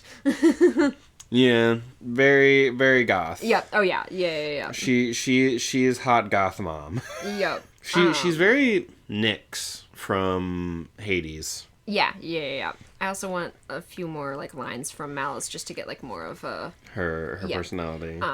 You admit your loss. Malice asked, every word graceful. And then Mercy talking about wanting to like save her friends. Or her freedom for her friends' lives was a good trade. This is not the end of your freedom, Mercy. It is the beginning. Power is the ability to do as you wish. You will always be the toy of those who have more of it than you do. You have seen that. So just like kind of Malice's sort of worldview. Yeah. And what she's she's trying to teach Mercy and all of that. Right. And the kind of argument that like caused their like split was like, I have, but I still don't understand the rest of the family. They would sell their own firstborn if they thought you would grant them favor. Why? What is the point? And she's like, why do we have to crawl for every scrap? And Malice is like, you don't. So it's just still going into that like, well, but you're better than that, so like why are you worrying, you know? Yeah, which is interesting and like frustrating from Mercy's perspective. And it does kind of inform some of Mercy's like other stuff from earlier, you know, this idea it's like, well, you don't have to scrape for every little bit because you're my daughter and you're better than everyone else. And she's like, but that's not fair. And she actually like cares about fairness and not just like the sort of might makes right, power is freedom kind of thing. And so then whenever it's like she's out here trying to make it on her own, they're like, here's this help. And she's like, no, stop it. I'm not supposed to. And so it's like, you know, they shouldn't have to bow and scrape for every little thing. And she doesn't have to, and so she kind of feels like she does have to bow and scrape for everything. Which is like a weird little... It's just kind of like a fun little psychological thing. It's like, they shouldn't, but I have to because I don't have to. And so I should. And just this whole thing. So yeah, that's fun. That's interesting. I do enjoy Mercy. Mercy's fun as a character. Yeah, we finally gotten to get a bit like more of her and like kind of why she is the way she is and just how she's just so sweet and so nice. And now she has to leave. But also Lyndon's going with Charity. So like maybe they'll be like around each other. They're gonna be on the same team. They're gonna be on the same team because they're gonna be on like the Akura team, and then the Black Flame team is gonna be Ethan, Yaren, and I believe Narusea. I was figuring it'd probably be Narusea. I haven't been reading your like predictions for the end of this book because at one point and like your like theories and stuff because there was a little bit less in this. In chapter 12, don't remember the context, why this came up or anything. You just said, need more monarchs. I don't remember why I wrote that or why this came up, but it's there. Yeah, well, it might have been because of the whole, like, the monarchs are scrambling because of the the Dread Gods. The Dread Gods stuff, so it's like we need more monarchs to deal with the Dread Gods. To deal with that.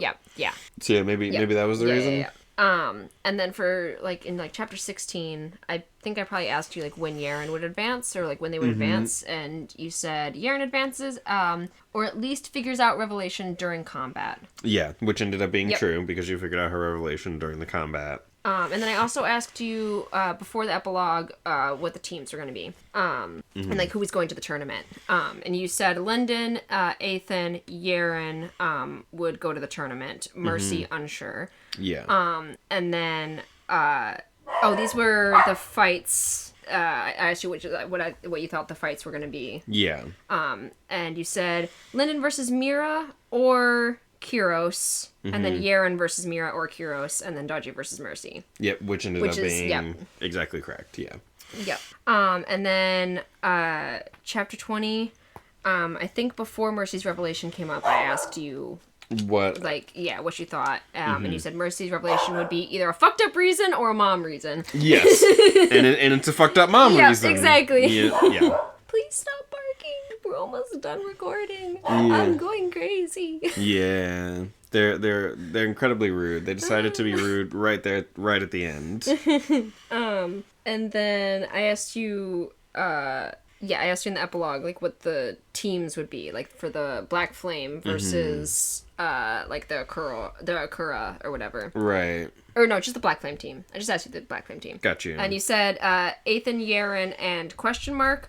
You said, either Naru Huan's sister, or Jailong. Yeah. And it was said in the epilogue that it was the sister. Right, Naru said. Yeah, because, like, Jailong occurred to me because it was, like, Jailong was... He was a True Gold wanting to be Underlord, and he, like, had, like, the soul space. Yeah, he was peak True Gold. Yeah, he was, like, he had a foot in the door of Underlord or whatever, so it's like, he could pop back up. Yep. But yeah, I thought that was a good one. Yeah, because I was like, if we were going to be finding out, like, next book, Yeah. then the idea that, like, he could come back around. I'm curious about, like, how Jai Chen is doing right now.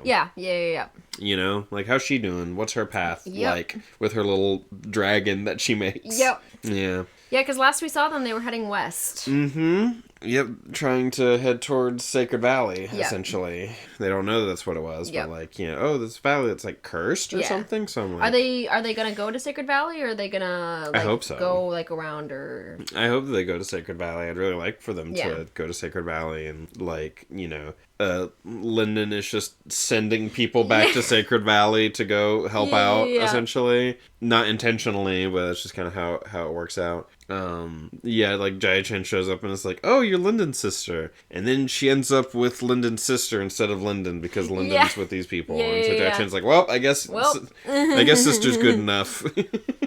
Yep, totally, for sure. No, but... Yeah, I'm excited. I want to know more about the Sacred Valley stuff. I do want Jai Chen and Jailong to end up in Sacred Valley and be like, what the fuck is...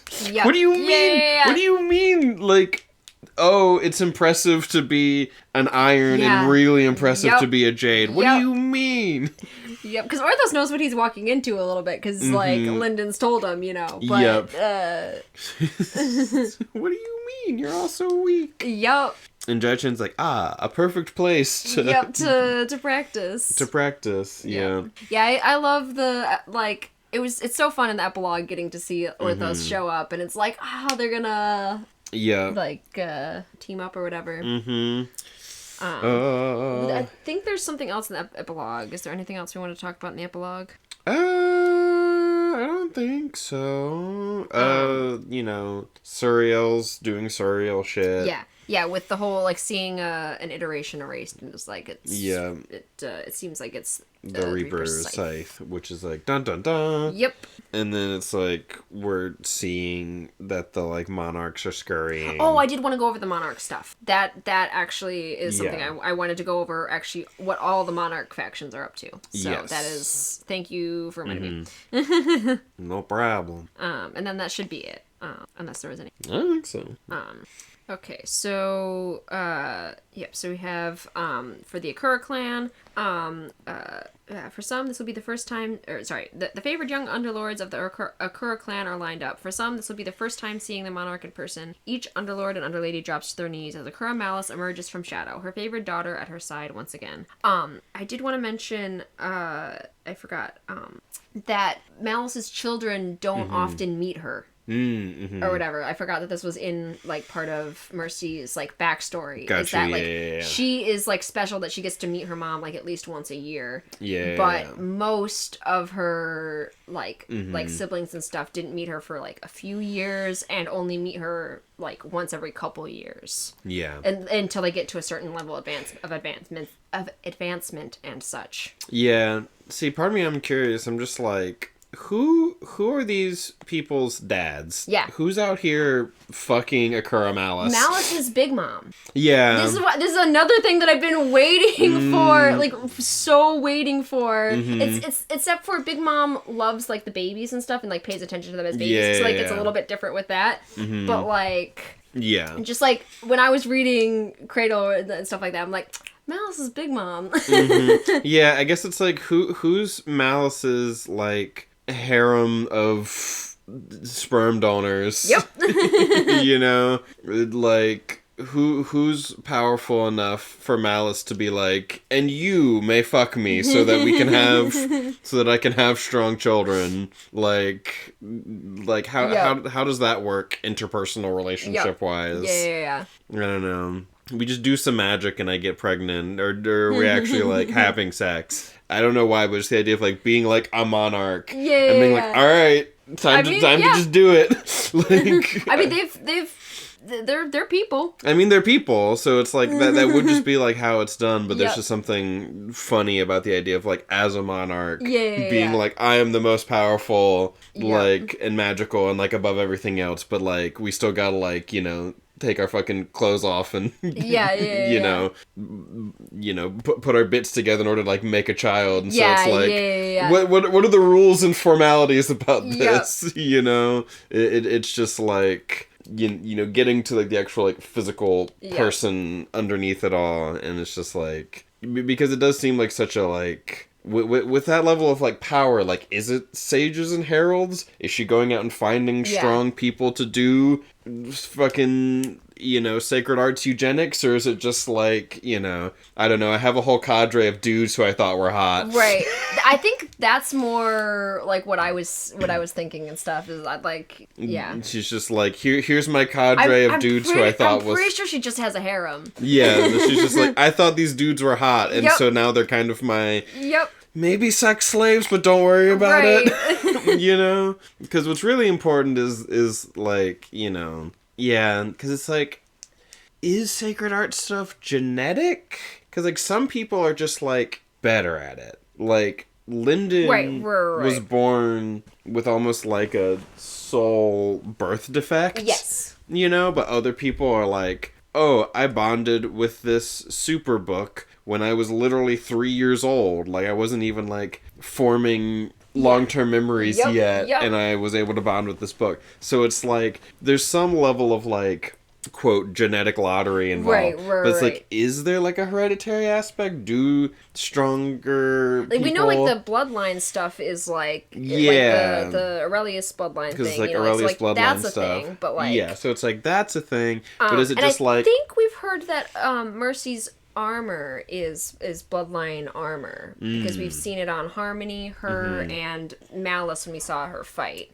Got you. I think they call it like bloodline armor. Yeah, so it's like, is it like, and those like purple pupils or whatever that like... Yes. Is it that the sacred arts proficiency is like, like it, how much of it is genetic and how much is just like, well, yeah, you're a monarch's child, so you get the best shit. Exactly, right. It's like, how much of each of that is it, to the point that, like, are they doing sacred arts eugenics, or are they just like, anyone will do. And we can do, like, we have the stuff to do whatever. Yeah. Mouse is just like, bring me so-and-so. Right. It's like, oh, Mercy, your father was, I don't know, one of these guys, I guess. It doesn't really matter. You know.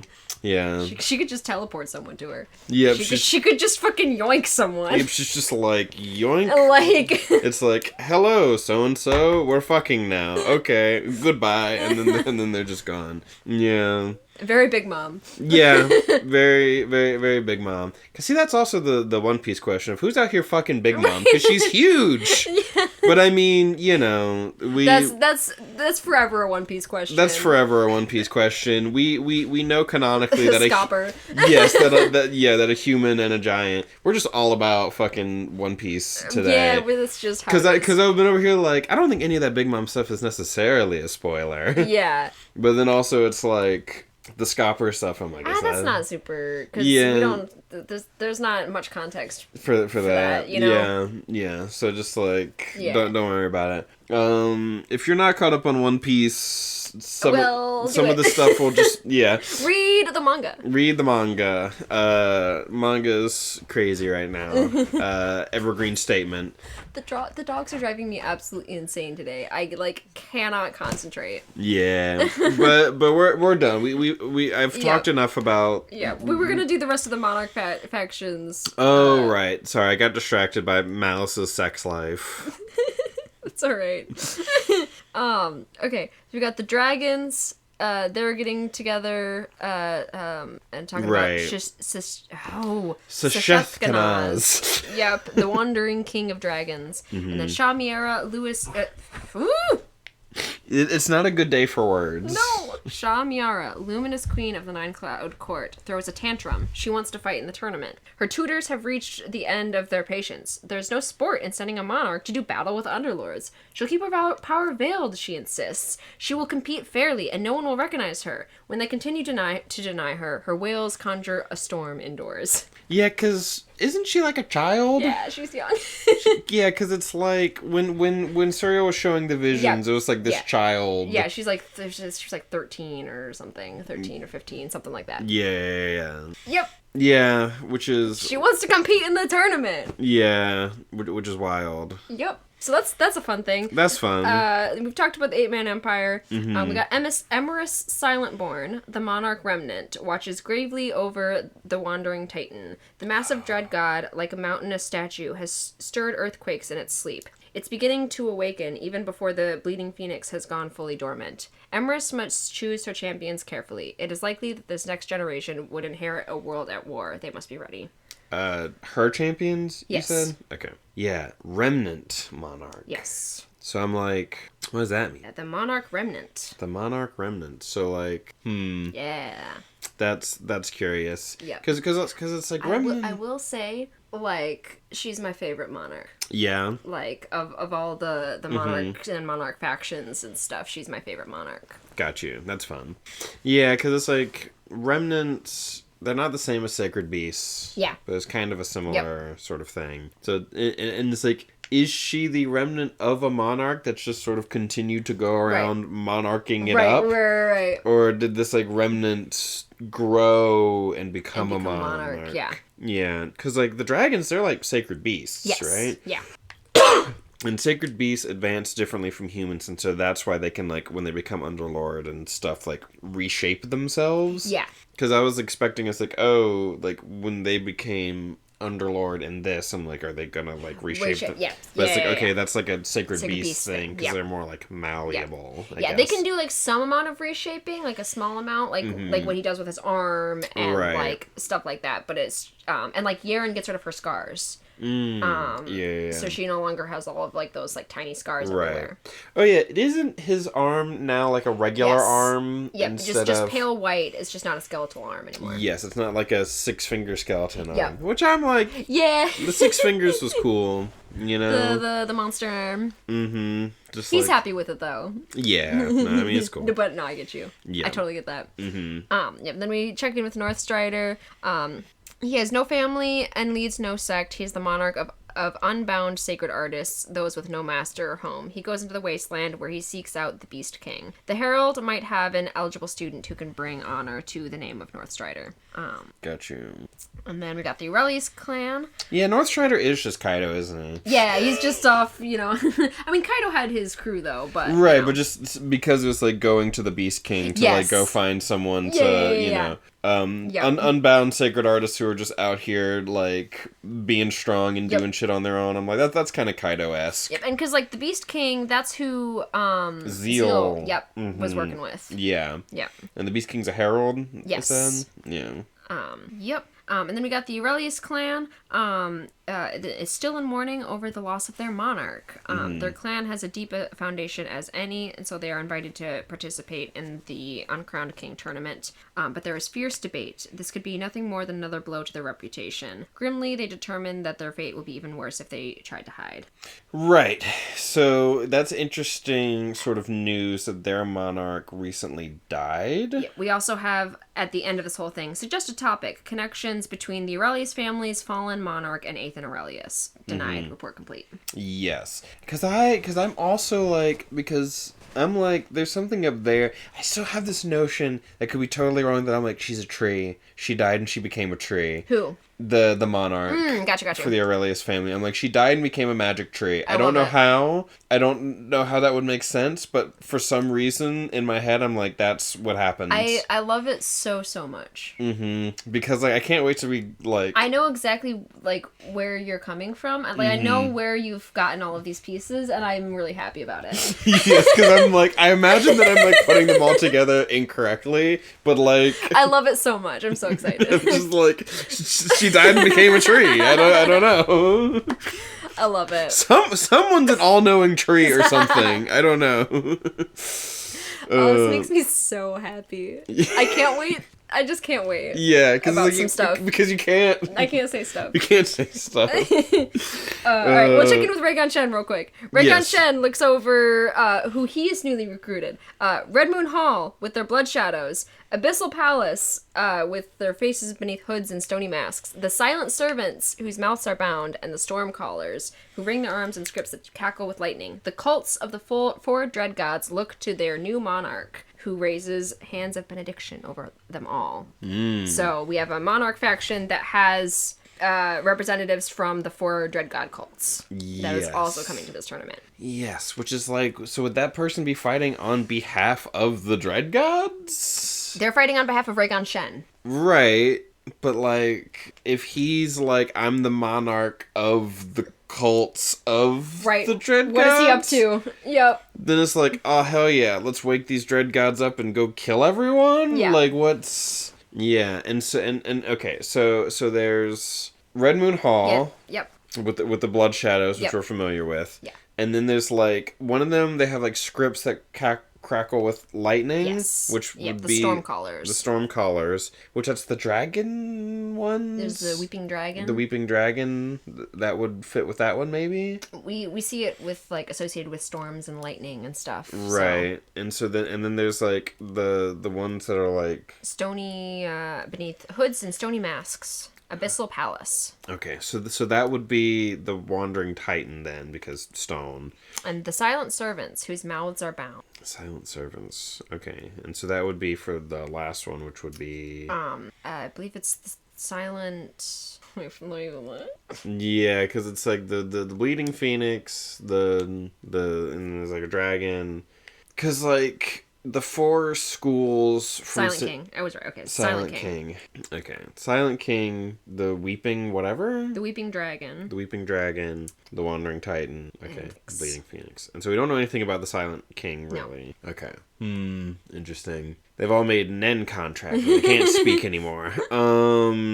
Which is, there's a Jujutsu Kaisen character who's like that. He can own whatever, I don't remember exactly how his power works, but like he only speaks in food items, because if he says anything else, it like happens, essentially. Which is a really powerful technique, but really fucks him up. Yeah, I mean, that would. It makes it so that he can't talk otherwise. It's a whole thing. Can he write? Does it count, like, communicating in other ways? Like signing or writing? Other people can seem to understand what he's saying by the foods that he says. Like, the people who know him. So, So setting a code would still be fine then. I think so. Okay. It's just that, like, literally whenever Okay. he, like, says Okay. out loud to someone, stop, they just stop. Okay, got you. And that guy was cool, but I don't know enough about Jujutsu Kaisen. I haven't gotten far enough in it, and I don't know that guy, like, continues to be, like, relevant or not. But yeah. Yeah. So, Yeah. so yeah. Is there anything else we wanted to talk about? I don't think so. Yeah.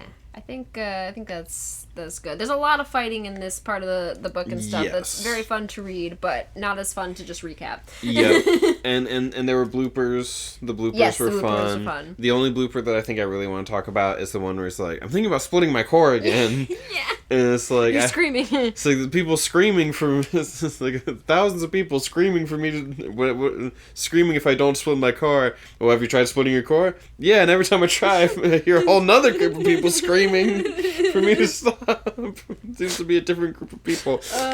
And I'm just like... That's such a great, just like, poking the audience, like, we're good with that. Yep. It's just like, he split his core, should we split it again? Or else it's like, no, he already split it. That's the point. Like, what? Yep, it's already twice the work. It's already, it's just like, no. And then would he have to split it again twice? Because he has 2 to split. So would he have to, Right, would then because it be you'd 3? have- You know? Yeah, because I think you split one and it'd be, Right. It would be one, like, bigger one now. one bigger one and then 2 smaller ones, Yep. and you have to split it. And if he Yep. splits the black flame cord, you just get 2 Yeah, black 2 black flame. flame cores, right. And what would be the benefit of that? Right. Yeah.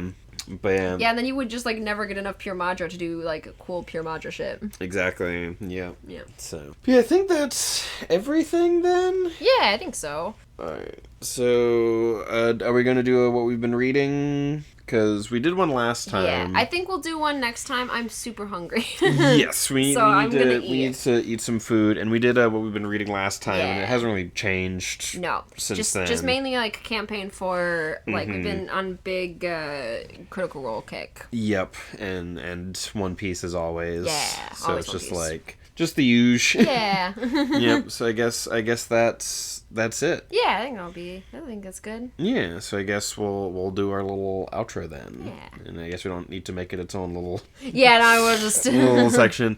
Yeah. So this has been Let's Talk About Book. Yeah. And so now you can go forth and think about book on your own time. Have a lovely whatever time it is. Have a terrific day. Ooh. Bye-bye. Bye.